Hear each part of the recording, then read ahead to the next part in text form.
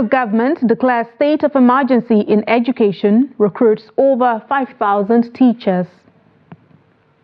13-year-old commits suicide in Kaduna State after alleged assault by soldier. Parents demand justice.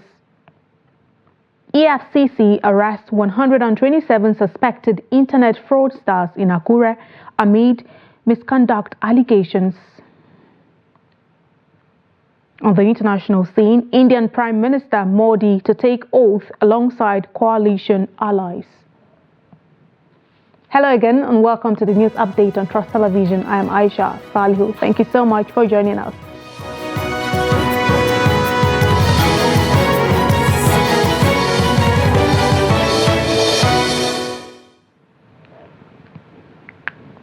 And now the news in detail.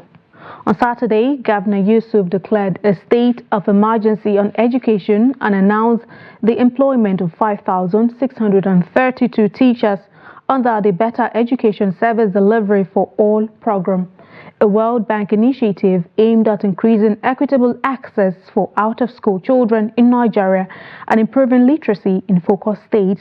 The governor also stated his intention to improve the student-to-teacher ratio across the state to prevent situations where more than 400 schools in one senatorial zone had only one teacher for all classes, a problem inherited from the previous administration. He further lamented the decayed condition of the educational infrastructure.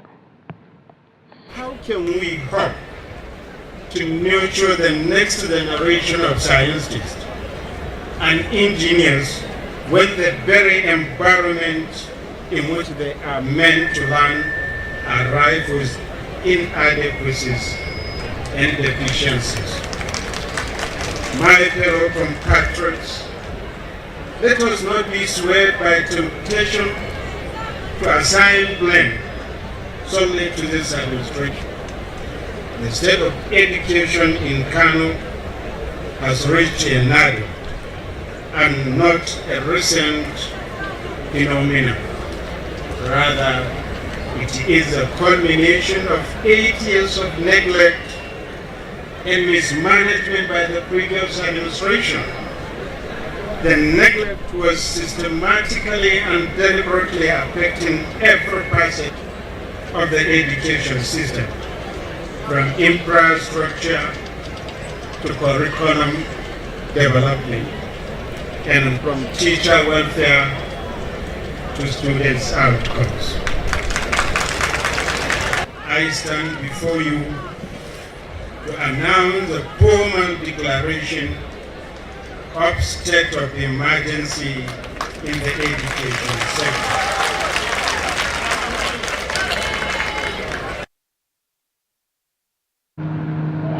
Away from that onto a sad development, the family of 13-year-old Wisdom Hashimo from Ngwan Megero community in Chikun local government area of Kaduna State is demanding justice after his alleged brutalization by a soldier and civilian joint task force members led to his suicide.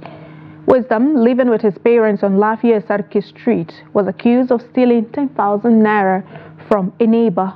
On June 1, 2024, he was reportedly tortured by a soldier, Shegun Samson, and civilian JTF members after being falsely accused by a 16-year-old neighbor, Hope. Instead of reporting to the police, Samson took Wisdom and Hope's brother to the civilian JTF office, where Wisdom was beaten severely. Unable to walk, Wisdom returned home after medical treatment. On June 6, 2024, his lifeless body was found hanging in their compound. The Kaduna State Police Command has launched a full investigation into the incident to ensure justice is served. Organized labor on Saturday criticized state governors for rejecting the proposed 60,000 naira minimum wage, accusing them of bad faith in the ongoing negotiations. The Nigeria Governors Forum argued that the proposed wage is unsustainable, stating it would consume their entire Federal Account Allocation Committee funds, leaving no resources for development projects.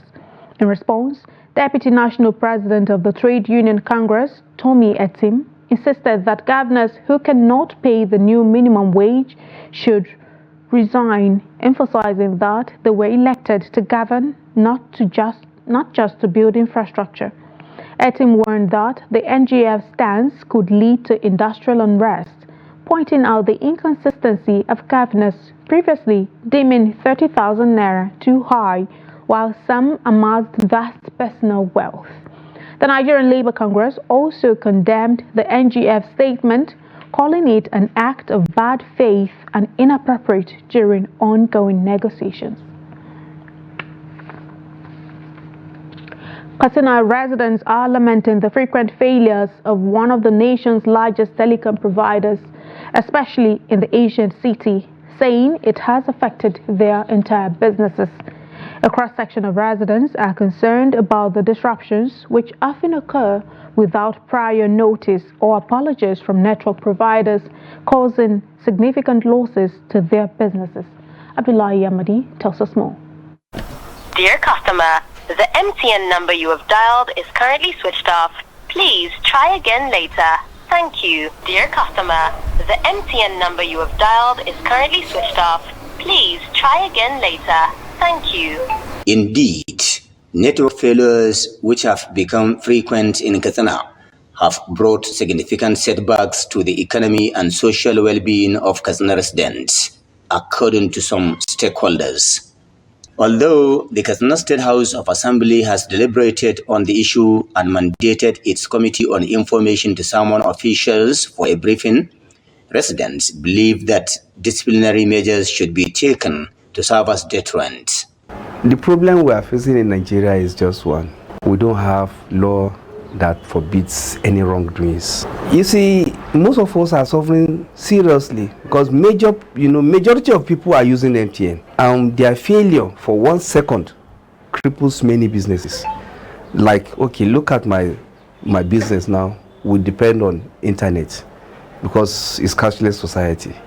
And by the time you now look at failure for 1 second, a lot of things have, been damaged.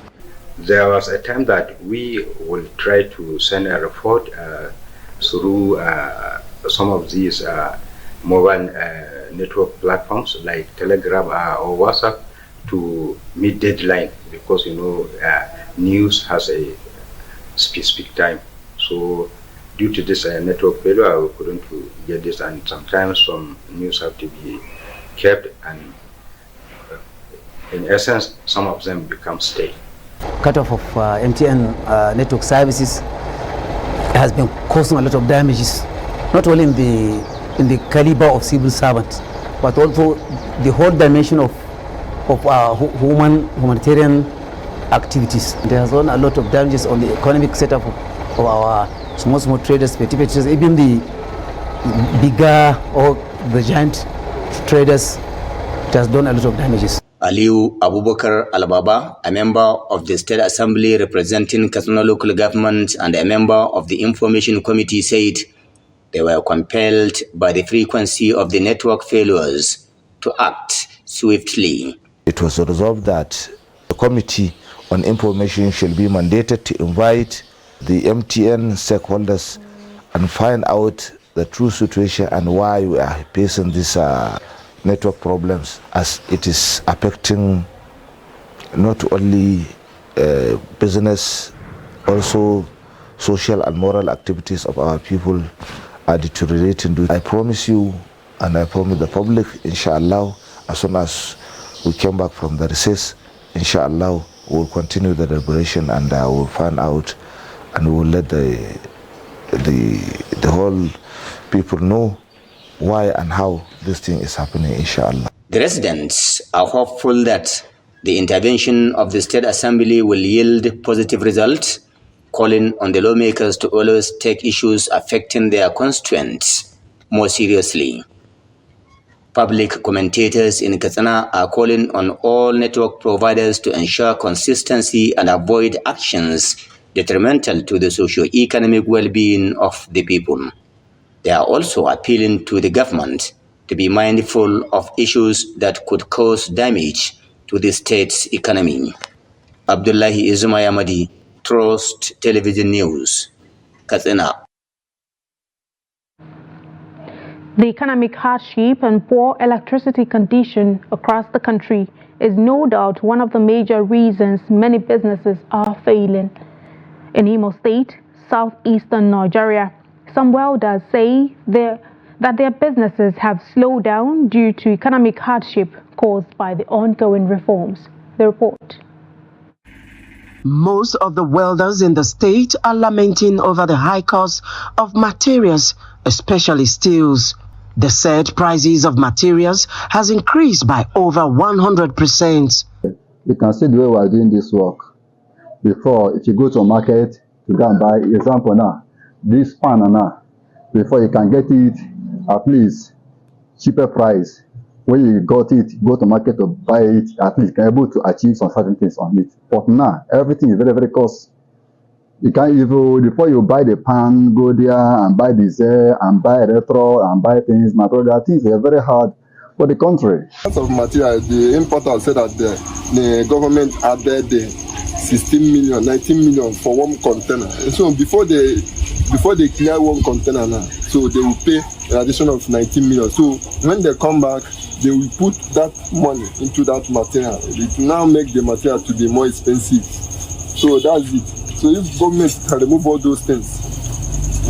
They equally express total dissatisfaction over the poor power supply, as many of them have to rely on generator.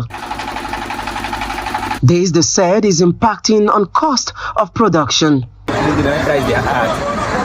now everything just, the country, my brother, the country no dey help for now. Even gas they buy at the rate of 1 liter before, 1,000 now 1,500, 1,700. And the things now not today, not work not today. Material is cost.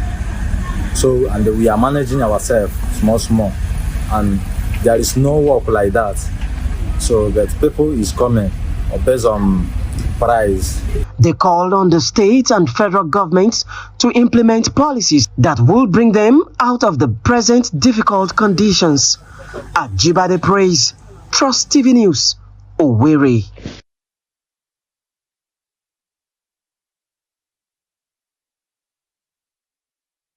Residents of Babale community in Jos North local government area of Plateau State have voiced their support for the federal government's initiative for full local government autonomy. They believe that restoring full autonomy to local governments will foster development in villages and communities rather than having state governments dictate local affairs. Nigeria has 774 local governments, but their administration has been stifled by the overbearing influence of state governors. Concerned about this situation, the federal government, through the Office of the Attorney General of the Federation and Minister of Justice, filed a suit with the Supreme Court seeking an order to better guarantee the independence of local governments. Residents of Babale community in Jos North local government area, like many other Nigerians, have expressed their support for this move. They cite the lack of significant development in their area for decades as a key reason for backing the federal government's effort to ensure local government autonomy. Take a long time that this development has happened in this community. It takes a long time, truly. My own suggestion is, truly we need federal government to give the local government this autonomy, because of truly when you see our facility, our health facility here is very poor. It's very poor. We do not have health workers. We don't have equipment in this area. We don't have employment in these communities. That is why we need to look. Many our women here, they are dying silently. They are dying because of what?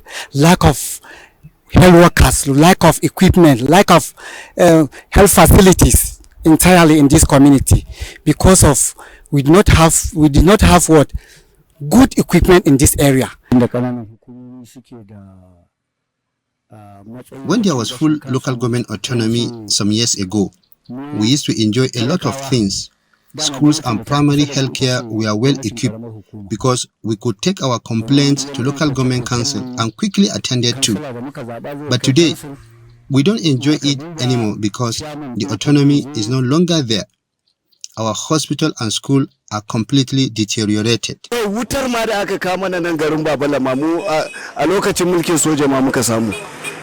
the past 2 decades, I have never seen any developmental project by the local government. All the social amenities we enjoy today were executed by the then military regime. We're supposed to enjoy the dividend of democracy because local government is closer to us than the state government, but this is not happening. The residents believe that the local government autonomy will bring much needed progress to their community. Yes, we are calling for federal government. We are telling them to, if they can hear our voice, if they can agree with us, they can join their hand with our local government and give them what is needed to them, so that they will support us here in this our area and in this our communities. Daga inda aka ce in dai impact da zai taba talakawa, wallahi babu kaman in giving back the autonomy to local government. We will be very happy because we will have our hospitals, schools equipped, and other social amenities will be provided. Wannan yunkuri da gwamnatin tarayya take so ta yi, wannan yana da kyau. Yawa na ba ma local government gashin kanta din nan yana da kyau.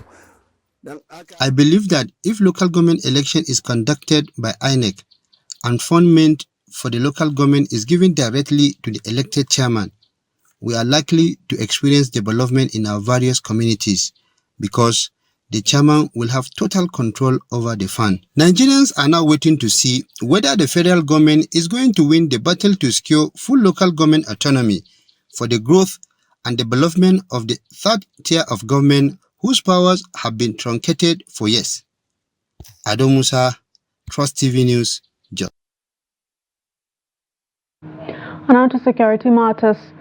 Operatives of the Ibadan Zonal Directorate of the Economic and Financial Crimes Commission have arrested 127 suspected internet fraudsters in Ondo State. The arrest took place on Saturday morning during a Yahoo party held at Signature and Abba clubs in Akure, the state capital. The suspects have provided useful information to investigators. Items recovered include 10 exotic cars, phones, laptops, motorcycles, wristwatches, and incriminating documents. The suspects will be charged to court upon the conclusion of investigations. Activist Yemi has accused operatives of the Economic and Financial Crimes Commission of dehumanizing patrons during a raid on 2 nightclubs in Akure, Ondo State. The incident reportedly occurred on Friday night, June 7, at Sean's Lounge and Signatures. In a series of tweets, Yemi claimed that EFCC officers assaulted patrons with sticks, destroyed CCTV cameras, and seized victims' phones before detaining them. He shared videos showing injuries inflicted on the women present at the scene and demanded immediate action from the authorities. Yemi called for accountability and justice in response to the alleged misconduct by EFCC officials.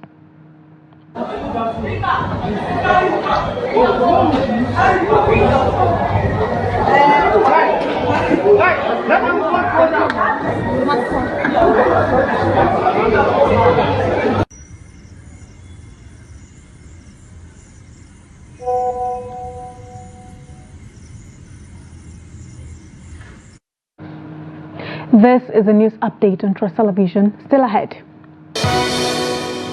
Expert warns of health risks associated with uncontrolled use of headphones. More news when we return. Do stay with us. Welcome back. Let's take a look at some of our top stories again.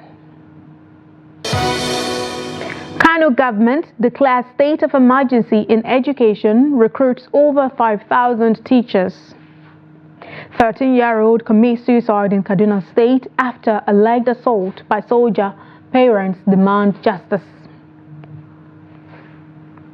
To more stories and now to health matters. Using technological gadgets can be satisfying and risky at the same time, especially as modern society relies heavily on new innovations to maximize productivity.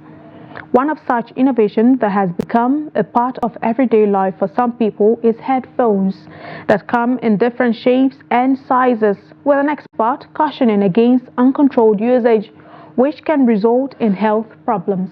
Trustee Bello Musa has more. Ear is an important organ in the human body that helps to hear sound. However, aside deafness or hearing complications, persistent environmental noise pollution could lead to damage in the ear cells. The cochlea is the inner part of the ear, because the ear has what we call the outer part, the middle part, and the inner part. So once there is a very loud sound that gets into the cochlea has some cells. We call them outer and inner hair cells. So those sounds, hair cells, once there is a loud sound, they tend to be damaged. So once they are damaged, their ability to transfer sound to the brain is impaired, and then subsequently it leads to what we call noise-induced hearing loss. As a tool for pleasure, headphones is commonly used among the youths of today. Experts says the effect of close sound is hazardous to the hearing. One thing about noise-induced hearing loss is that it depends, as I've said, on the decibel you are exposed, and then also the time that you are exposed. We don't want people to be exposed to sounds above 80 decibel for more than 8 hours in a day. If you shorten the time exposure, then you allow for recovery of the cells. So that's, it depends on the, you know, when you put hearing device in your ear, it's a very closed environment when you put. So depending on how loud you put that sound, and then also depending on the number of hours that you allow it to work. If it is a very small sound that is not that is comfortable to the ear and is not affecting the inner hair cells, then it's okay. But if you put it and it's loud to the ear to the extent that it's affecting the hair cells, then subsequently with time you will see it, and then that's why the ENT consultant also advised people to use device that could control the level of noise that goes into the air. Definitely you cannot prevent yourself from exposing to noise, but wherever you are going, or if you have your job entails that there is going to be noise exposure for a very long time, then you should use what we call earplugs or ear muff to reduce the amount of sound that is there. And then also you should reduce the number of hours that you expose yourself to noise. Let's say if you are constantly maybe in the where you expose to more than 8 hours in a day, if you don't have the facility to cover the noise, to put the ear muff or ear plug or anything, then reduce the number of hours that you are exposed to that noise. And then also, if it is possible, you can put what we call insulators to cover either if it is a machine or anything that generates. And then also the other thing, it's said that studies by researchers suggest that game sound levels often near or exceed permissible safe limits constitute danger to human health. Bello Musa, Plus TV News Kaduna. Over 10 Nigerian teenage girls allegedly trafficked to Ghana for prostitution have been rescued.